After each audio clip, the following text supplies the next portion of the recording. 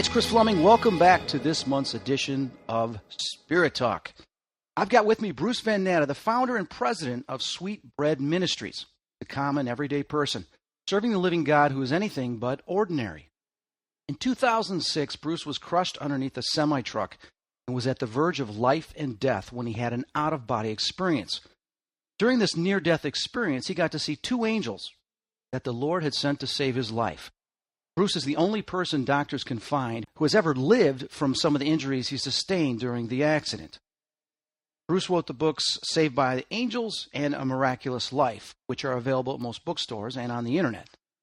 The story has garnished international attention, leading to Bruce's appearing on such programs as Sid Roth's It's Supernatural TV and radio shows 700 Club and the Trinity Broadcasting Network.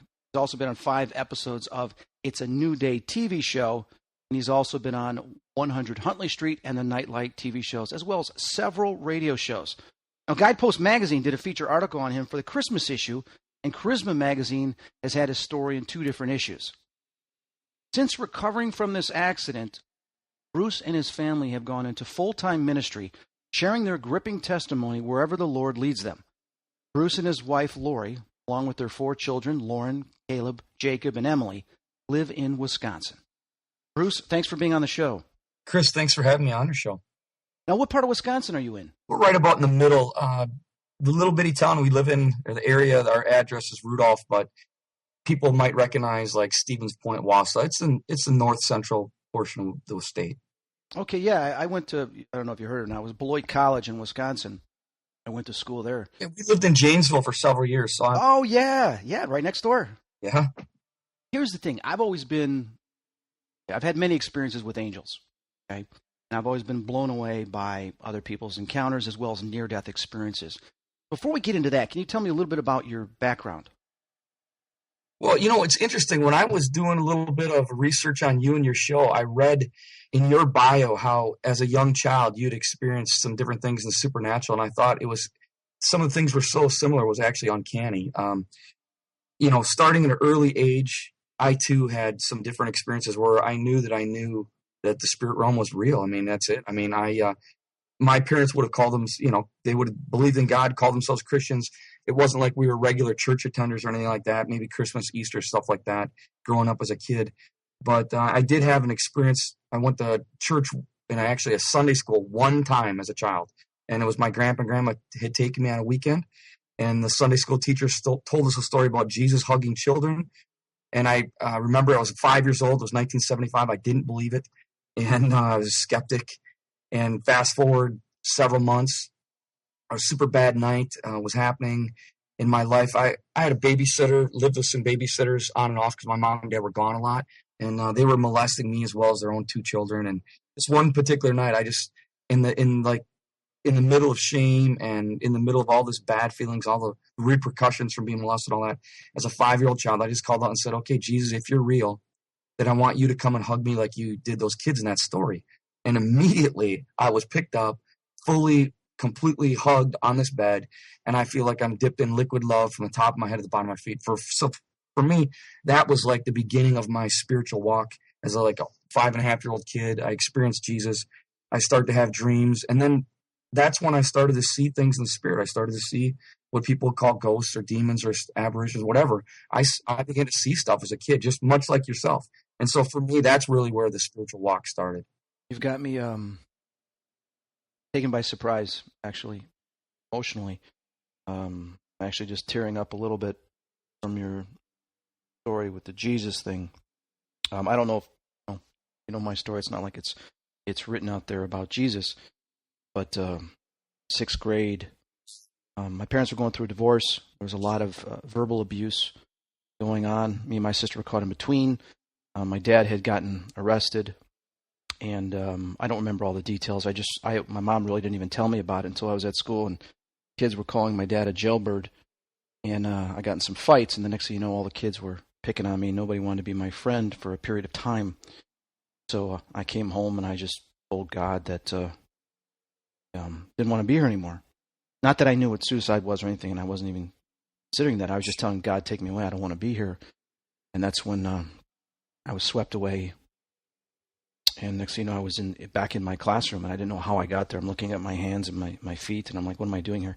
Went into the classroom, and there was Jesus looking out into the playground, and I approached him, and he was wearing a funny Groucho Marx little mask with the glasses and the nose, and I started laughing, and he says, Chris, it's good to see you laugh again. Because I hadn't laughed in a while, and he took it off, and he smiled, and he says, do you know who I am? I said, of course I do, I love you. I said, I wasn't laughing at you. He says, I know exactly. You know you weren't laughing at me, it was just something that I did that was funny. He said, trials you're going through right now, with all the kids, they don't understand.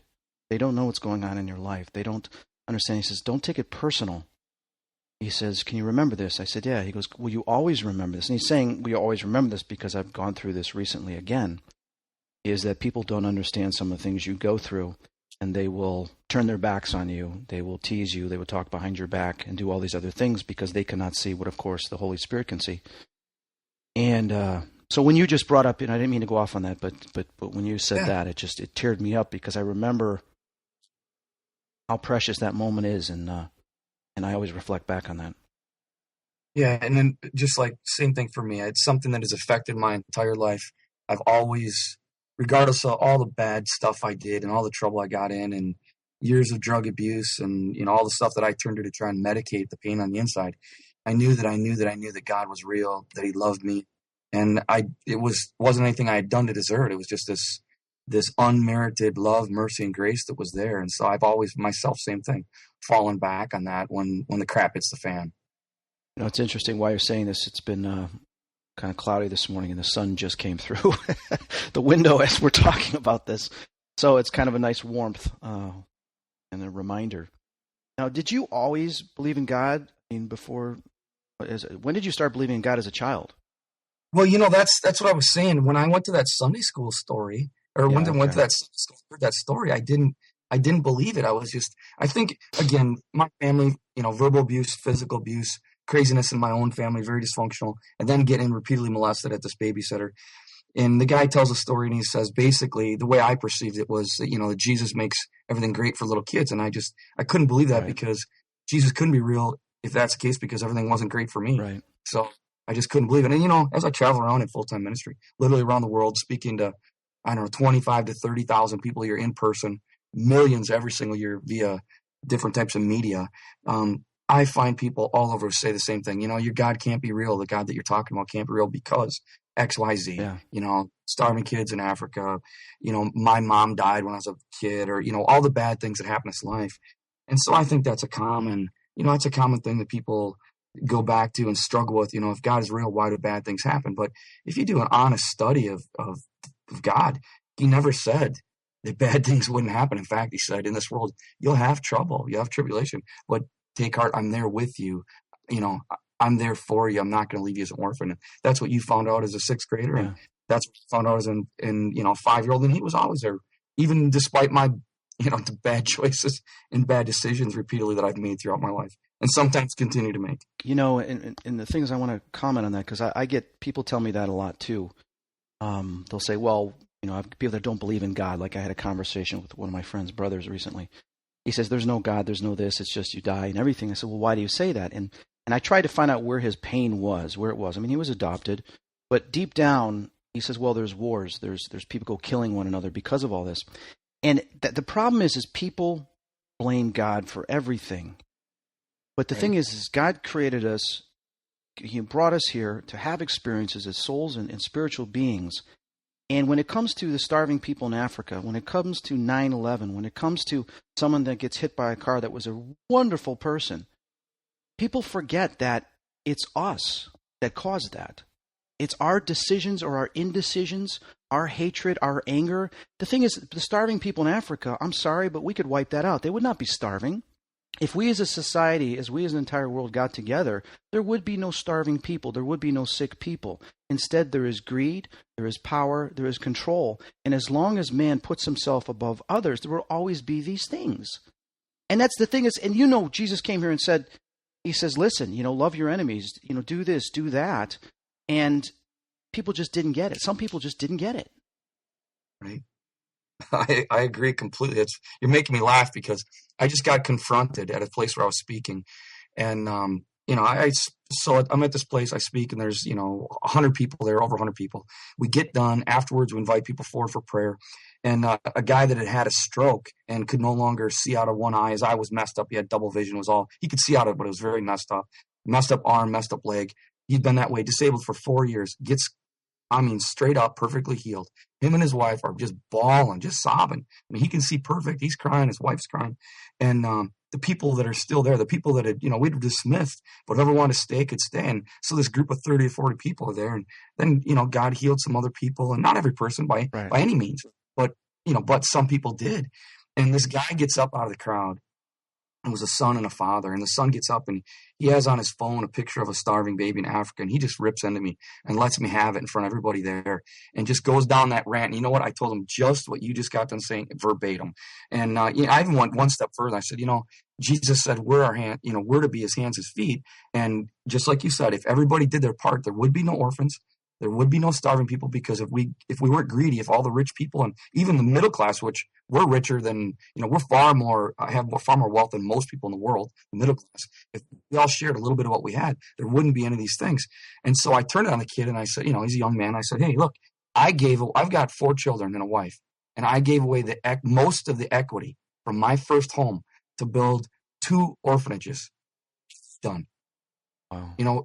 Done. And you can say, God, what about us? We're the ones that are here supposed to be representing God. It comes down to us. So, I agree with what you're saying completely. I want to pause because I just want to absorb everything that you said. It's just that very touching. I want to go off a little bit here before we get to your accident. Yeah. How do you deal with people that will say that there's no God, that just no matter what, they're skeptical? How do you handle that as a Christian, as a man? All the way back to the beginning, there have always been people that have denied the existence of God. And Jesus made a statement once, and he said, even if you saw, he's talking to the people who are hard-hearted, and he said, even if you saw somebody raised from the dead, you wouldn't believe it. Now, Chris, my story. I was raised from the dead. I was dead. I was raised from the dead. And in the Bible, there's 8, the way I count it, 8 different people in the Bible raised from the dead.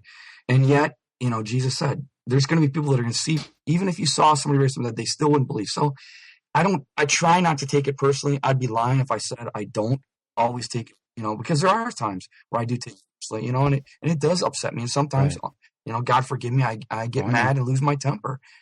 I'm human, and there's still the old flesh inside this guy, and I try to pray for people who don't believe, because I think for me personally, this was such a life-changing. So Jesus hugging me as a kid, that was life-changing. But then this accident, dying, leaving my body, having no out-of-body experience, looking down, seeing the angels, seeing the whole thing, watching it all play out, it was life-changing. And then as I go on and I share, like you have other people share their testimonies with you, just like I share my story, and we go back and forth, just the same thing you experience. And I think for me, there's 2 stories that people have shared with me of the hundreds and hundreds. There are 2. Again, I speak 170 sometimes a year. I've already done over 800 services, 800 times of speaking, official speaking, and and it's some kind of a meeting or service. But there's been 2 times where people shared stories with me that absolutely blew me away. And there's one of them that I share almost every time I speak. And both these people were atheists. Both these people didn't believe in God. When you die, you get stuck in the ground, game over, it's over. One lived in Africa, literally in a grass hut in Africa, and was an animatist, believed in spiritual, type things, but didn't believe in Jesus, didn't believe in God, didn't believe in the devil, was practicing spiritual type things, but didn't even have a grasp of what they were doing at all. Died, went to a place that the Bible would describe as hell. They had never even heard of hell. They didn't even know of hell, but they went to this place described as hell. Come back, and now this person is a pastor over 1,000-member church, over 1,000. And that was it gripped me, it got me. But the one that got me the most was a guy he reminded me so much of me. This guy was just like me, same age, partied, drugs, alcohol, just like me. Not like a weekender. Smoking pot every day for years and years. drinking all the time, partying all the time. A guy who worked with his hands. I was a mechanic. He was a plumber. This guy was just like me. And he had a boss who was a Christian. And his boss would tell him all the time, his first name was Terry. And his boss would tell him all the time, hey, Terry, there's going to be a day you're going to need Jesus. And they'd say, oh, boss, I don't need that crap. Jesus for weak people. I don't believe in Jesus. And they'd go back and forth, lighthearted, go back and forth. For years it went on. Well, one day this Terry gets double lung pneumonia, and it gets worse and worse. And instead of going to the doctor, he goes home from work early, and he's partying, trying to medicate himself at home. And he conks out on the kitchen floor. His wife dials 911. They come and get him. Now, this guy told me this story face to face. Like nobody, there was 3, 4, 5 people in the world that had heard this story. I was like one of the only people that it had only happened 5 months previous to him telling it to me. And he ends up dying in the emergency room at the hospital. He died, and his spirit left his body, and he experienced exactly what I experienced. He went up in the roof. He looked down from above. He watched it happen. He watched them doing CPR. He watched them zapping him. And all of a sudden, he called them beings. He said these two beings came at him and dragged him down a black tunnel, and he darkness. And he said it was horrible. He said, the word fear doesn't even come close. Mm-hmm. He goes, if you did fear times 1,000,000, it's not even a drop of what I felt there. He said, what he described, again, here the atheist describes hell to a T. I mean, perfectly to a T, describes it. Well, the doctor zapped him back to life finally. His spirit comes out of that tunnel, this black tunnel, comes back into his body, sees him, comes back in, he's only alive, a minute, 2 minutes, dies again, flatlines, spirit leaves his body, goes back to hell. He runs, and I can't remember if it was a brother or a cousin, but somebody that had died in front of him. There was 2 people, and he said it was like in a cell, locked in a cell, and he's screaming out for help. And he said these beings, which the Bible would call demons, were screaming at him, shut up, and swearing at him, no help for you, shut up. And these 2 people that had died before him that he knew, and again, one was a relative and one was a friend. One had died of a drug overdose, and one had died of a drunk driving accident. And they're both telling him, there's no help, dude. There is no help. You might as well just give up, because there is no help here. And he's screaming, help, help, help, Well, they zap him back to life the second time. His spirit comes back out of this tunnel, back into his body, just like mine. He experienced exactly like I did as far as that part. Back into his body. He remembers what his boss said about Jesus. So here, Mr. Atheist, who doesn't believe in any of this stuff, has just experienced hell twice. And from his heart, he said he couldn't talk because he had something in his mouth or whatever. But he said from his heart, he just said the word Jesus from his heart. Immediately, there's a ball of light. And it's the ball standing at the side of the bed and has his arms outstretched to him. Well, he dies a 3rd time, goes into the light, and next thing he knows, he wakes up, basically, is the best way I could describe it. He described it. Wakes up in heaven. Everything's perfect. It's awesome. He doesn't want to leave. And he experienced, it was just a short little period of time there. But they zap him back to life the 3rd time. And Mr. Atheist comes back to his body. And now he's got to deal with what he just experienced twice in hell and once in heaven after calling out to Jesus. 911, Jesus, help me. That's what he called out, just the word from his heart. And the difference. So this guy, it took him about 20 minutes, 25 minutes to tell me that story, what I just told you, just like he just told to me, because he was sobbing and crying hard. And when I looked at this guy, I don't care who you are in the world. There's no way. If you had any discernment at all, you'd know that this guy was not lying. Yeah. He was saying exactly what he experienced. So when people say they don't believe in God, I say a lot of times, do this. Google up atheist near-death experience and see what you find. There are thousands of stories that was just like that guy, It's amazing, is in the emotion that comes out is they're like, I didn't know. I just didn't know. And it's very, I've been very fortunate with the experiences I've had to keep me and realizing that exists. Both sides of these things do exist. We talk about these shadow type druid little creatures, like black masses that will pull these people down into hell. I've seen these things. I've dealt with these things. And the thing is that you look at many other near-death experience cases, Eben Alexander, Daniel Brinkley, and Betty Eady, and you have people that some have seen Jesus, some haven't, some have seen very high spiritual beings. But the one thing that is consistent with all these near-death cases, and I've been studying these things for 35 years, because I've had out-of-body experiences. I've gone places without death, and I've come back, and I've seen both sides. And we won't get into that, but the thing is it's a common element, is it happens to be what their thoughts are, what their attention is, what their belief system is. And we know what forgiveness is, how big it is, as Jesus taught that, is forgiveness. forgiveness is so important, not only in life, but it's also important in death. And the thing is, as these soul spirits, when we talk about those that go to hell and those go to heaven, the ones that go to hell is pretty much those because they've just given up on any belief system with God or anything like that, or they're just completely horrible persons and they've embraced that.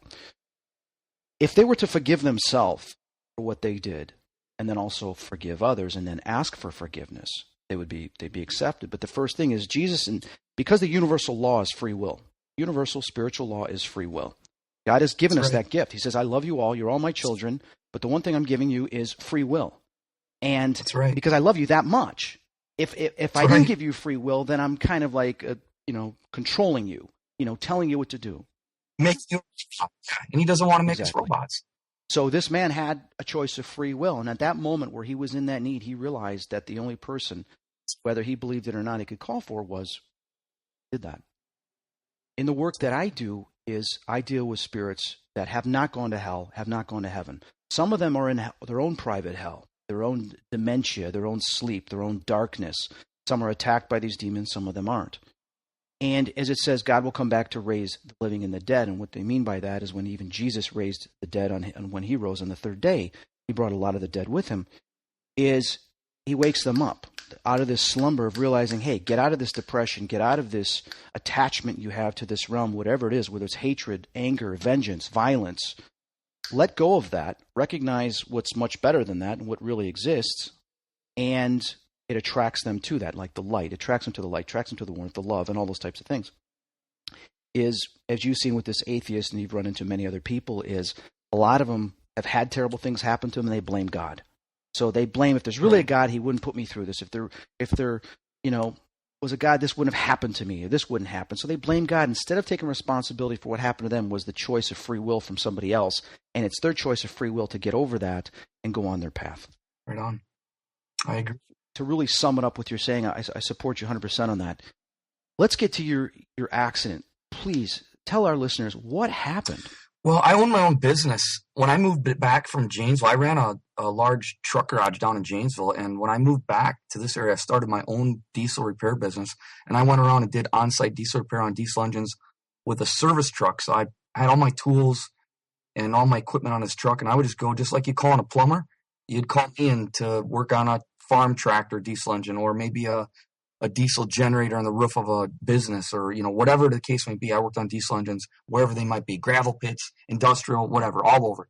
And this particular day was November 16th, 2006. I was about an hour south of my home at a logging company. There's a lot of logging that goes on around here, and I was down there working on a logging truck. I'd been there. I'd started the job on Tuesday, so it was a 3-day job. I get to the end of the day on Thursday. I finished up, and I got the engine fixed. That's what I was called to do, was fix the engine. Now, the truck wasn't totally back together. It's in a big truck garage, big implement garage, owned by this logging company, and they had one of their own mechanics and / driver there working with me. And we get to the end of the job, and I got the engine running. I'm wiping my tools off, putting away. I remember looking up at the clock. It was 6:10 p.m. I'd left my house that morning like 6 a.m. And I was thinking, it's going to be about a 13-hour day. I just wanted to get home and eat supper, et cetera, whatever. And the guy comes up, taps me on the shoulder, and says, "Hey, before you go, could you just look at one more thing?" And I said, "Sure, what is it?" And he said, "I've got an oil leak, an oil seep on the engine, a big dirty spot." And he goes, "It's driving me nuts. And I can wipe it off and clean it up, but it always comes back." He said, "Can you diagnose it, see what it is, and order the parts and come back at a later time or whatever?" So I said, "Sure." And I asked him where it was, and he said, "In the front of the engine towards the bottom." So for those people listening today who may never have looked underneath a big semi-truck, this is a big logging truck, as big as you would see any semi-truck anywhere. If you were to get on your knees in the front of the truck, and that big chrome bumper that's in the front, it was a conventional. So in other words, it has a hood in this truck. If you were to get on your knees and look underneath that front bumper towards the back of the truck, what you'd see is the lowest thing, the closest thing to the ground is the front axle. And what I mean by that is where the two front wheels that move when you turn your steering wheel, there's an axle that those wheels are connected to, and it's called a drop axle configuration. What that means is the axle connects to the wheels, but immediately drops down close to the ground. It just goes from the left to the right. So a guy like me, I'm like 5'8", 170 some pounds. I couldn't slip. I could just barely slip underneath the truck, underneath that axle on some trucks, and some trucks just I couldn't because it's that low to the ground. A big guy, there's no way that you can get on a creeper, little thing that mechanics use, and go underneath that axle. Even on a high axle, a big guy is not able to go. So that's how low to the ground that thing is. So what this guy had done is he had jacked that axle up on the passenger side. He had removed the passenger side front wheel so that we could get access to the engine because the hood is open, so we can get access to the engine, get the hoist in there from the passenger side. Well, when I was getting done and getting ready to leave, the wheel was still off. He's going to put the wheel back on the next day. I mean, he didn't need me to do that. He could do that himself. And there's different things. I mean, the truck wasn't totally back together, but the technical stuff was done that I needed to do. So I'm getting ready to leave. He says, look at it. So I get on his little, he had a little orangish red plastic creeper that was hollow core plastic creeper, which for somebody that is a professional that has to use it all the time, you wouldn't use that kind of creeper. I mean, it's like a do-it-yourself home style creeper, you know? And so I remember looking at it thinking, oh, I don't want to get on that piece of junk because they're just irritating to try and use because they don't go where you want them to go. But my creeper, you know, I got a $300 snap-on creeper up on the truck. And I was thinking, it's strapped up there. I don't want to get it down. I'm just getting ready to leave. So I'll just use his little junky creeper. Thank God I did. So I lay down in his little junky creeper. I go under, I'm laying on my back. I go underneath the front bumper with my feet first, going towards parallel with the center line of the truck, going towards the back of the truck. And I could just barely fit underneath the front bumper. And as I do, I stopped and I turned to this guy and I said, hey, why don't you jump up inside the truck? And if it's up to like, if it's up to like 160, 170, degrees, shut the engine off. Because I didn't need the engine running to look for this leak.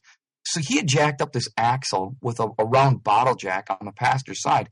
But what he had failed to do was he had failed to use a jack is a lifting device. It's not a holding device.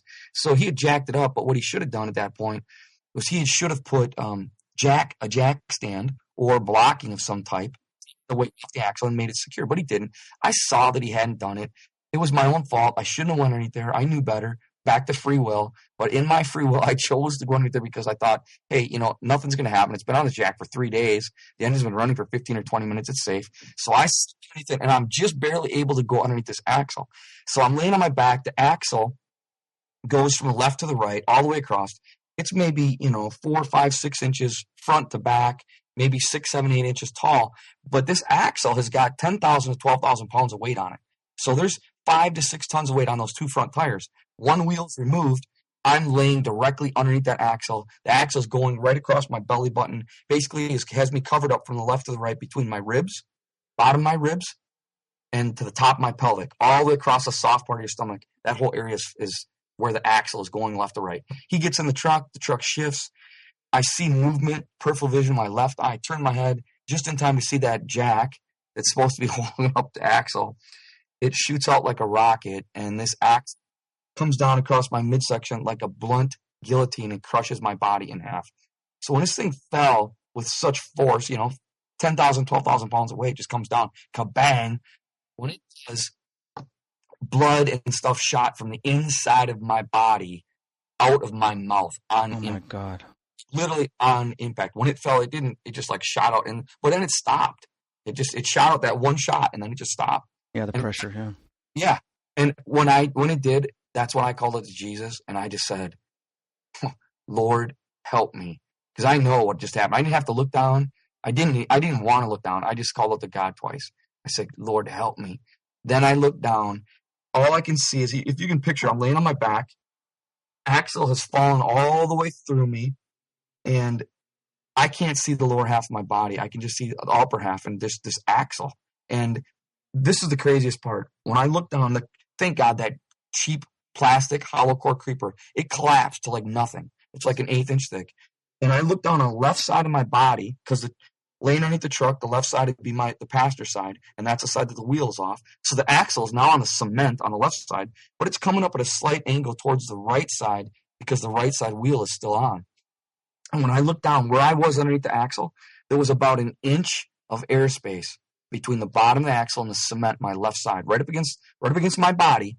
There's an inch of air between the bottom of the axle cement. So I know the left side of my body, I'm 1 inch thick. And I'm not exaggerating. When I go to the right side of my body and I look over to the right side, I'm about double that, about 2 inches thick.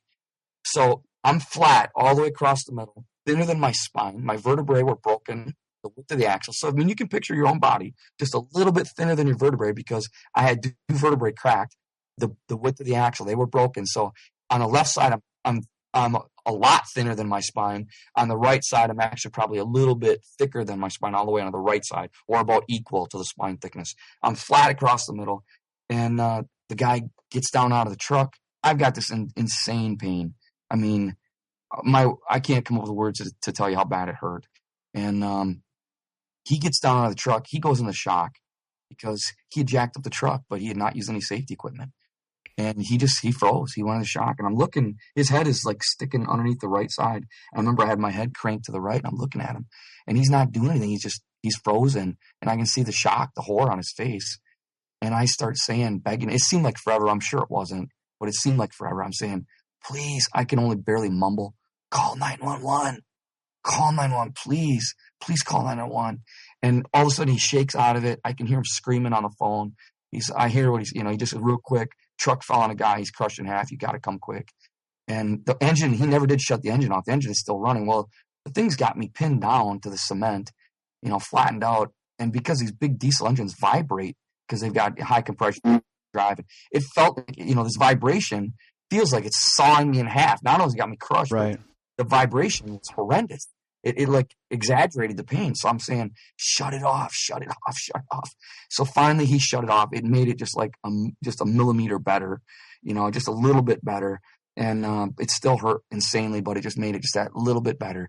Now he's trying to get it off me. He has to go find the jack because the jack flew out, right? He goes and gets the jack. He can't put the jack back underneath the axle to jack it up off me now because the axle's on the cement. So there's nowhere to put the jack underneath, because it's touching the ground. So he's another place to jack me up, to jack the truck up to get it off me. And he puts it on the front of the leaf spring, the big curved arch leaf spring that's connected to that axle, which is the suspension for the front of the truck. And you don't want to jack something up on a curve, but that's what he's doing. And I'm looking at him right to my left. He's right there, just a couple feet over. And I'm saying, no, don't jack it up there because I'm afraid the jack is going to slip out again. But the jack did slip a little bit, but it caught on this bolt, this bracket that had the leaves all pinched together about halfway up that arc. And anyway, he gets it jacked up, and I'm just terrified the jack is going to slip. Obviously, I'm going into shock. But when he got it jacked up off my body, Chris, I was able to look down, and what I saw, I mean, when the jack lifted the axle up off my body, and now I can see my full body again. What I saw, the only thought that could come to me at the time was, this looks like something straight out of a cartoon. And that sounds really strange, but that's all I could think. It looks like a cartoon. Because what happened was my work uniform went to about the edge of my ribs. It went down straight.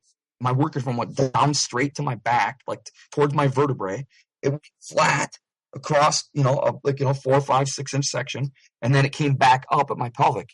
And it looked like when Wile E. Coyote gets run over by Acme truck and he's got this flat spot. I mean, that's all I could think was, it's cartoonish. It was so surreal. It was hard. It was hard to look at yourself and know that it was real, but it was like, it was impossible to see yourself like that. And so I'm looking at myself and I'm thinking, there's no way I should be alive. How come I'm not dead? And that's all I could think is, that's it. I'm dying. I'm going to be dead. There's no way I can live like this. So I'm scared the jack is going to slip. I'm begging him to get me out from the truck. I'm mumbling. I don't even know if he could even understand me at this point. And, but that's what I wanted. I wanted to get out from the truck. I remember him saying, 911 has been called. They'll get you out. And so the creeper is flat in the middle. It's crushed. It's touching the cement. I'm flat in the middle. And most people have been told you don't want to move somebody with a back injury. So I'm sure that's why he didn't want to touch me. So I panicked and I reached back, and just back behind my head was that big chrome bumper, the bottom of that bumper. So laying on my back underneath this truck, just out of sight from underneath the front, I grabbed the bottom of that bumper, and I was able to drag myself out, just like doing a pull-up, but I'm laying on my back. I was able to drag myself out, and now my head and shoulders are sticking out from underneath the front bumper. And that's as far as I could go. I was trying to get myself all out, but I couldn't do anything else. It took everything I had to get myself that far. And I was shaking really bad. And I remember looking at my right bicep, and it was shaking really bad. And we're thinking, oh crap. I mean, I'm hurt bad. My body's starting to shake. And I guess it's all part of the shock process or something. But I was terrified. And the first responder, even though it's a volunteer fire department, literally in the middle of nowhere, rural Wisconsin, this guy was on his way home from work, got the 911 pager call, and is there within minutes. The first guy, he's there like within minutes. I remember he looked underneath the truck because I'm out at this point, except for, shoulders down is underneath the truck. So the part that's flat is just up, it's still underneath. So he got there and he stuck his head in there and looked, and he grimaced and pulled his head away and looked like he was going to puke or something when he saw how it was flat across the middle. He got on his phone or radio or whatever he was on, but I remember hearing him say, we need med flight. There's nobody that's going to be able to help this guy locally. We need med flight. We need med flight. And they started showing up, and I started getting fuzzier and fuzzier. And pretty soon, I couldn't breathe. I was having a hard time breathing, and they're holding my hands kind of up to help me be able to breathe. And it was about that point my heart stopped. And the reason why my heart stopped is because I bled out. Found out later I had 5 places that major arteries are completely severed.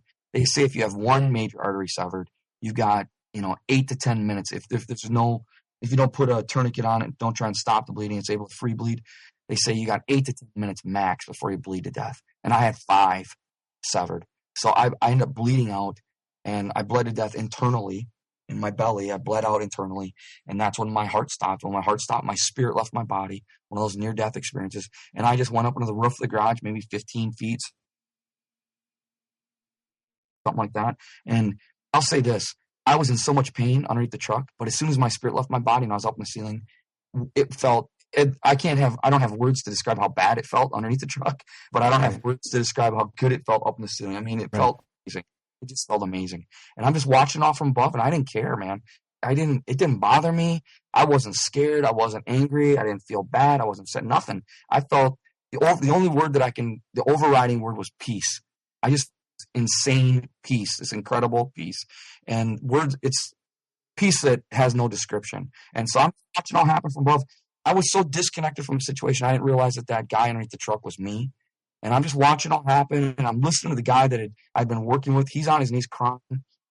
I heard him saying stuff like, I should be the one that's dead, not you. I'm sorry. I hear him say that, but I didn't care. I didn't care about nothing. I was just watching from above.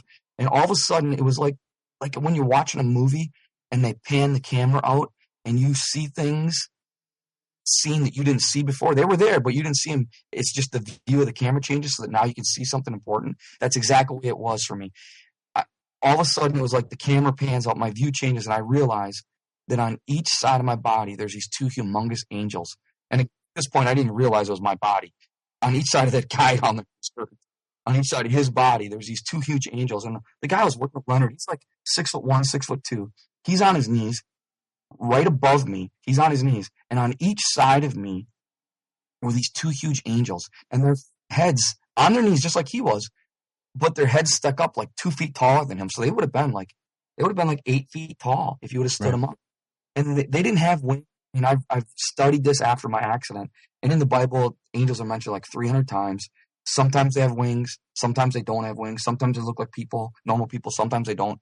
These angels didn't look like normal people in the fact that they were 8 feet tall and very muscular. But other than that, they looked like normal people. I mean, they were human shaped, big bulging muscles, big broad shoulders, and they had their hands. I guess the important part, they had their hands in the middle of my body where I was crushed flat, that big flat spot all across my abdomen. They had their hands in that channel. And they didn't move. They didn't talk to me. They didn't acknowledge me. They were emanating light. They had white robes, were just shining white light, like shining. And they were just on their knees on each side of my body with their hands where I was flat. And I just watched it all from above. And I just knew that I didn't have to guess. I knew instinctively that those were angels. It didn't even seem surprising at the time. It just seemed normal for some reason. I guess in the spirit realm, because angels are real, I guess in normal, in the spirit realm, it just seemed normal. And I'm just watching from above. And it was about that time this lady got there. Her name was Shannon, red-haired gal who worked on the volunteer fire department. She gets down between the angels. She's talking to the guys that are already there, the emergency workers. Now, none of them, afterwards when I talked to them, none of them saw the angels. I was the only one who could see the angels from above. And they're talking to each other, and, they realize that, these 2 guys I'm watching from above, and there's 2 guys on the side off to the left saying that it's too late, that I'm dead. She's feeling around. She can't find a pulse. And she says, what's his name?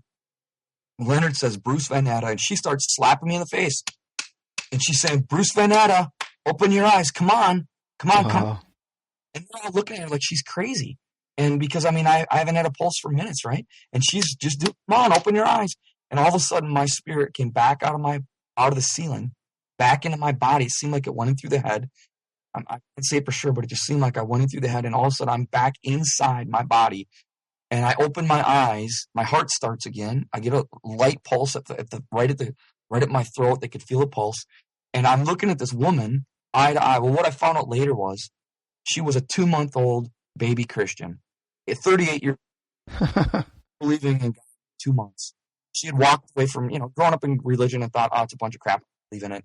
But some spiritual things had happened. She had been plagued by some demonic, evil things at her house, which led her on a spiritual journey to figure this stuff out. And she came to the conclusion, God must be real if the enemy's real. And I know he's real because he's hassled me at my house.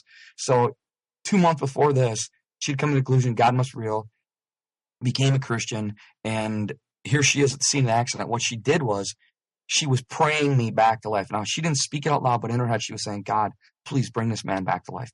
Please, God, bring this man back to life. And the way that she acted out in her faith is she slapped me in the face and called my name. And that's what called my spirit back into my body. And along with it, all this crazy pain. I remember, thinking that the very first thought when I was back in my body, the very first thought was, oh, crap, that's not the same word, but oh crap, I'm the guy underneath the truck that I was above, right? And then it all came back. It's like, oh, that's right. Remember, now the truck fell on me. It all came back instantly.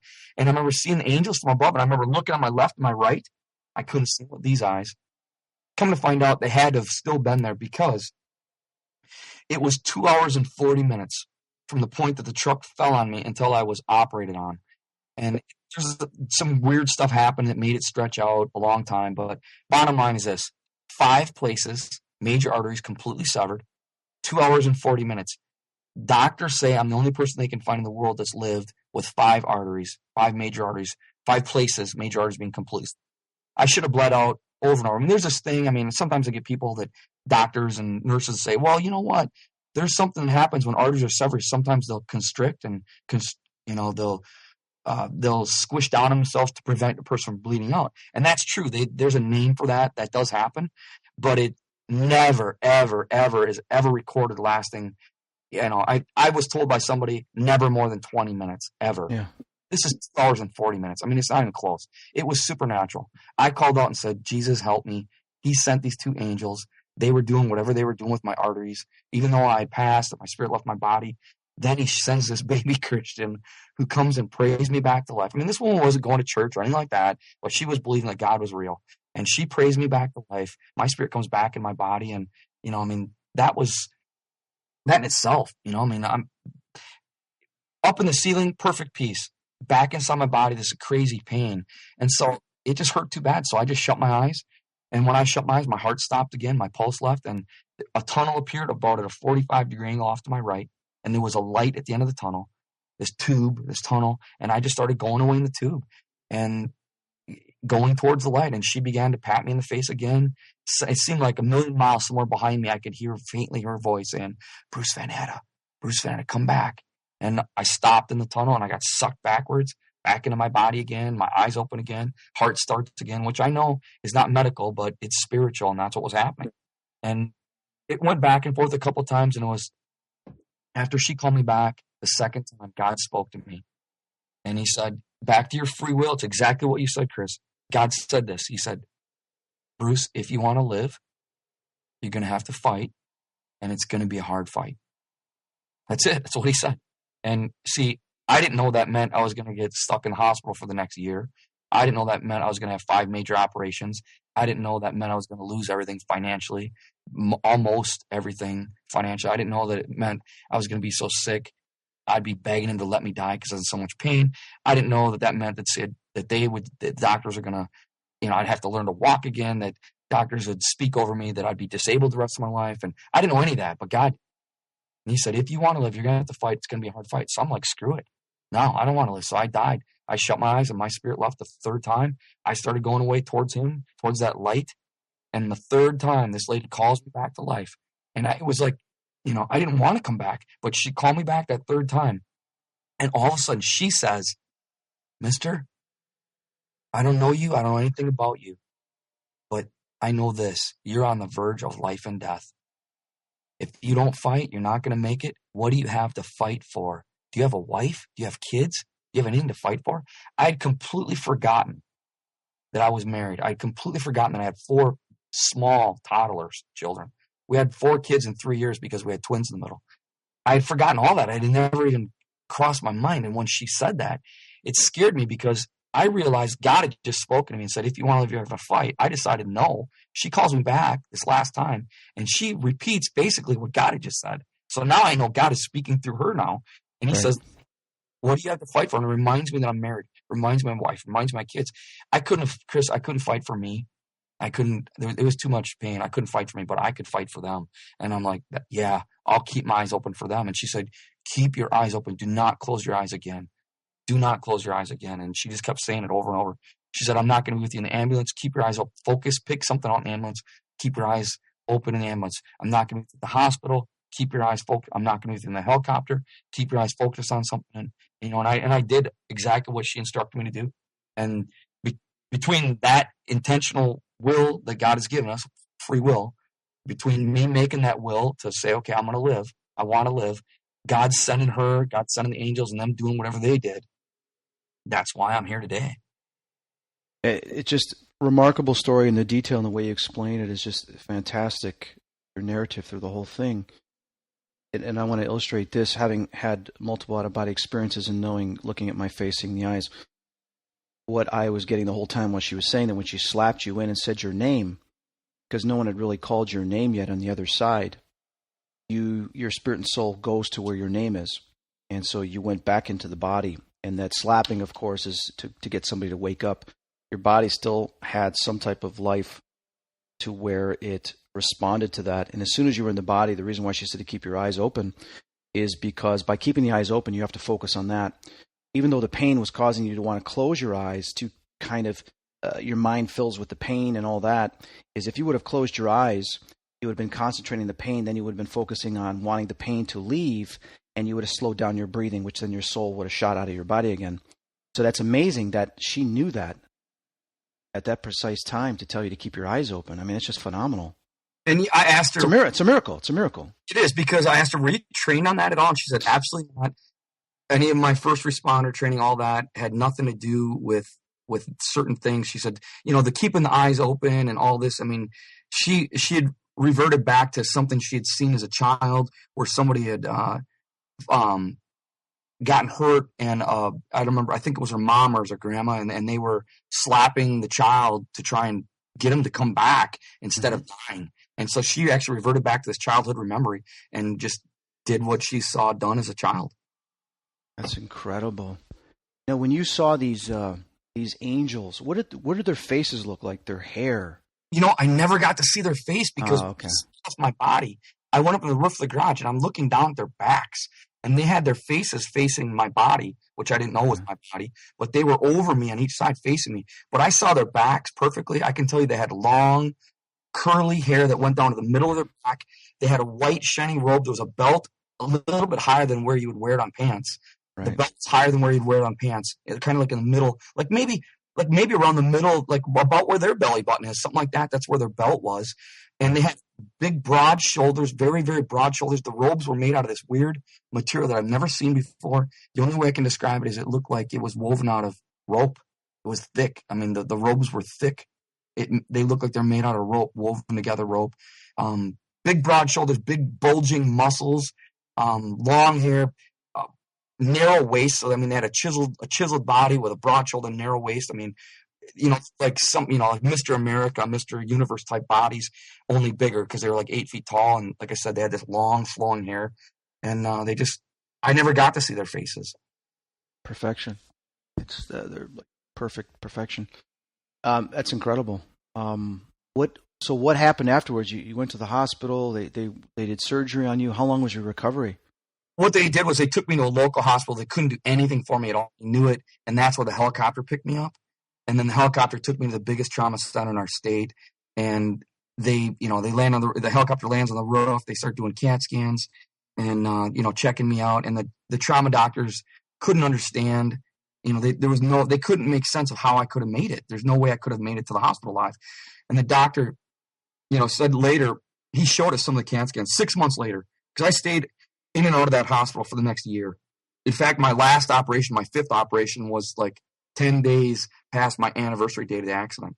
And that doctor, one of those trauma doctors, came and visited us like 6 months into it, and he brought a thumb drive that had the CAT scans on it. And at that time, I still walked with a walker, and my wife wheeled the IV pole, and he takes us down to an office down the hall from my room, plugs in the CAT scan, the thumb drive that had the CAT scans on it, plugs it into the computer, and he starts showing it to us.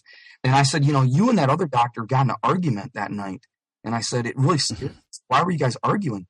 And he said, and I said, you got in a fight. And he said, no, we were just having a disagreement. I said, no, you guys were arguing. And he said, well, this is the deal. He said, he was showing us the CAT scans. I'm not a doctor. I can't read a CAT scan. So he's explaining what they mean. And he said, and I'm quoting, this is exactly what this doctor said. He said, these were the CAT scans of a dead person, but your eyes were open and your heart was pounding like you were a 20-year-old kid running a marathon. He said, so I was saying to the other doctor, the CAT scans have to be lying to us because obviously he's not dead. I mean, his heart's pounding, his eyes are open, and it happened, this accident happened 2 hours ago. So, and the other doctor saying, well, whatever reason he had said, no, that's not true. That can't be possible. And they both argued about how the CAT scans could be lying to them. So what happened is I had almost no blood pressure. They're dumping blood in me. As fast as they're dumping it in me, it's just leaking out into my stomach cavity. So instead of being flat in the middle, I'm all puffed up now from the swelling of the injury and from this blood that's all entering my cavity, my abdomen. So I'm actually looking pregnant at this point. When they cut me open, so my blood pressure has dropped to nothing. They wheel me into the emergency, trauma center operation. They cut me open and they found, he said, everything that the CAT scan said, everything that the CAT scan showed were true. And he said, there's no medical reason I should have made it. One of the other doctors, the head doctor, who they called in then from home, the head of the trauma center, this doctor is so renowned. When the president of the United States was in Wisconsin, when he was still here, when the president of the United States goes somewhere, they always put a doctor on call in case something would happen to the president.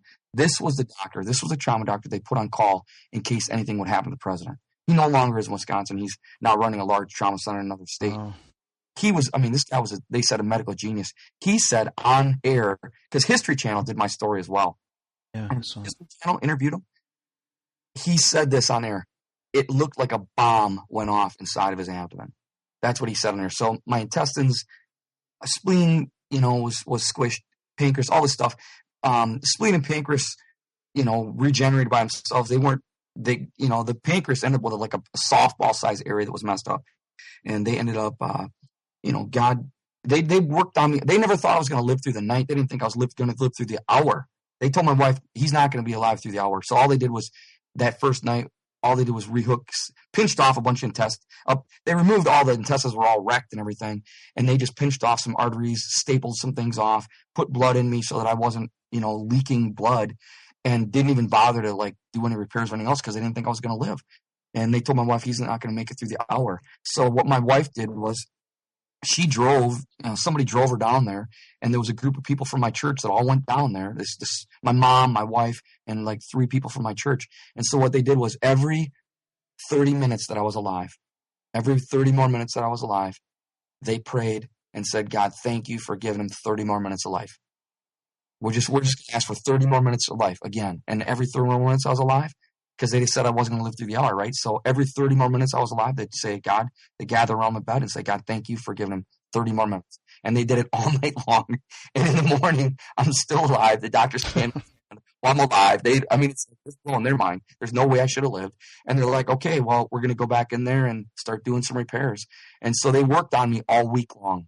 They kept me open from just from the edge of my rib cage to my pelvic bone. They kept it open all week long. They just kept going back in and doing work as my body would, they kept me in an induced coma for several weeks, and they just worked on me. And I guess, they removed, there's several miracles. There's so many miracles tied up with my accident, but, 5 arteries being severed and being the only person that can find this live from that, all the the amazing doctor work. They did one surgery that was never done before. They made it duodenum.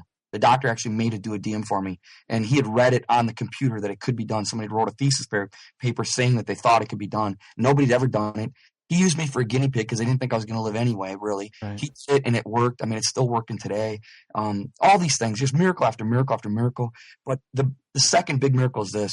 They removed almost all of my small intestine. I had 2 little pieces that they measured to the centimeter. And they knew. They measured them to the centimeter. They sewed them back together, and it wasn't enough to sustain life. So I'm starving to death. I'm dying in the hospital. They're keeping me alive, intravenous feeding. And that's, this is months into the accident now. God wakes up this guy out in New York. I live here in Wisconsin. God wakes up this guy out in New York 2 days in a row, tells him, you fly to Wisconsin, buy a plane ticket out of your own pocket. And nobody asked him to come. Buy a plane ticket out of your pocket, fly to Wisconsin, pray for that guy in the hospital. I'm going to do a miracle. And the first morning, the guy thought he was crazy. He even told, man, this sounds crazy, but I thought, God woke me up this morning and said, fly to Wisconsin. They laughed about it. The next morning, the exact same thing happens. He ends up flying to Wisconsin, prays for me in the hospital, and God did a creative miracle. And literally, I ended up with 9 to 11 feet of intestine, totally doctor documented, CAT scans, x-rays. I felt them come back. I mean, I literally felt my intestines coming back. It felt like a snake coming and coiled inside my belly. And it's cool because the History Channel was a show called Miracles Decoded. They were trying to disprove all these spiritual miracles. And they had like 20-some from around the world. They saved mine for the finale. They saved mine for the last episode, the finale show with the last story. And on air, these doctors, some of these renowned doctors, look at all the CAT scans before and after, and they just say, you know what? This is a miracle. You shouldn't, from 5 hours, intestine doesn't come out of nowhere. It's unexplainable. But God, right? But spiritual things. Absolutely. That's just amazing. I mean, I could listen to you forever. Your story's incredible. With all that's happened to you, why do you think that the Lord saved you? Why do you think you came back? Besides your family. Well, honestly, I think it comes down to this. And God gave me this. He gave me this answer.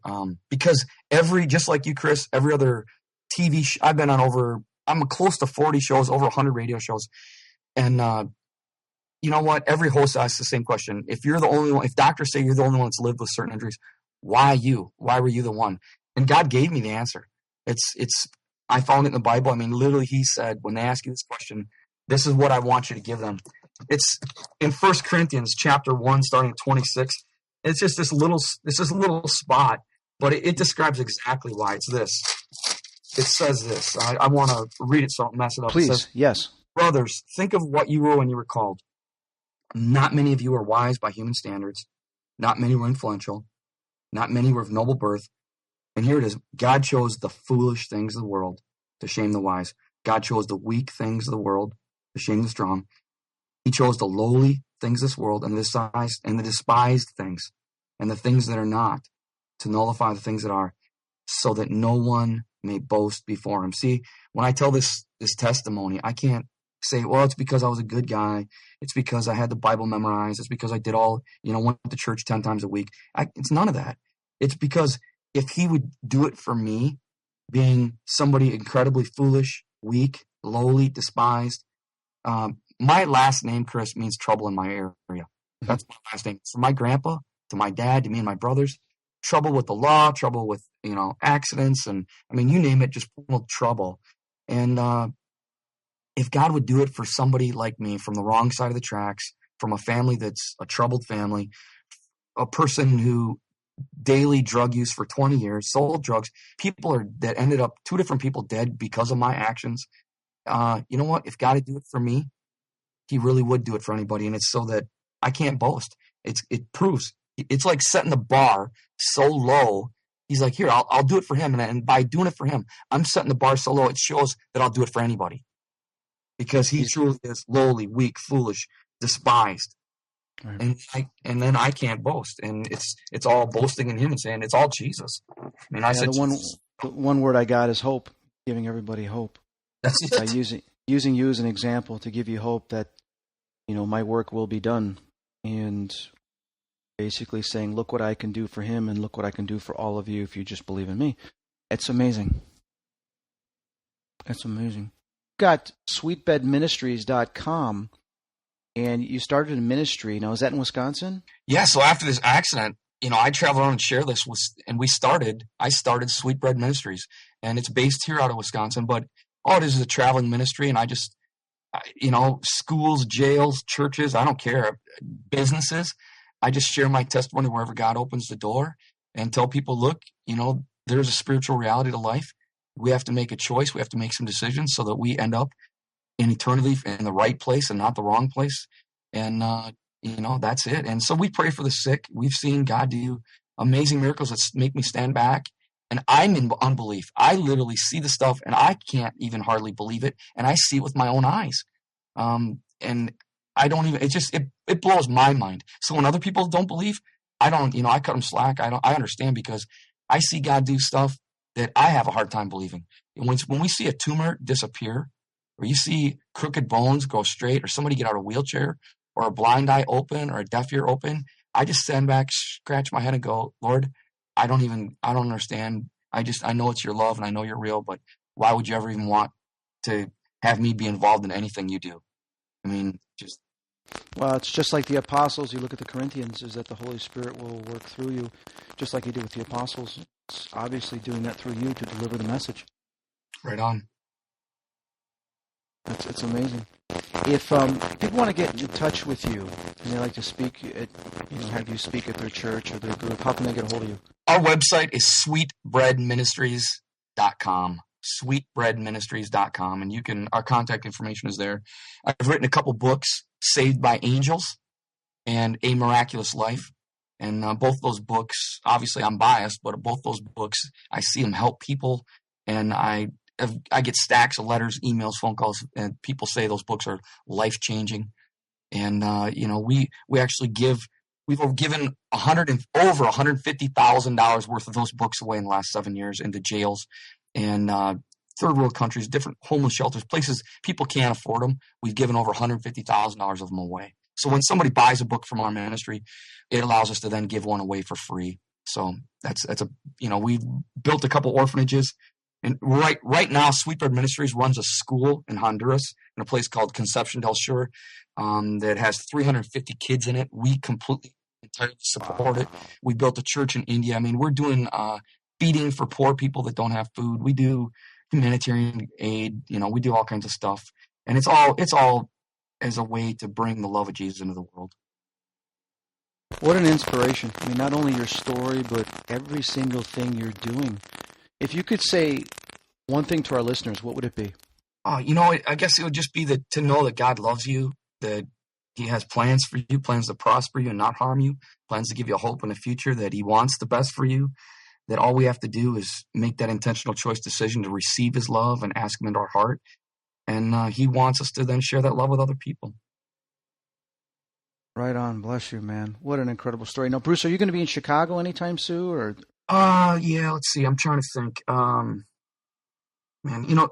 Our schedule of events page on the website tells, I usually only put on the schedule events the next month or two.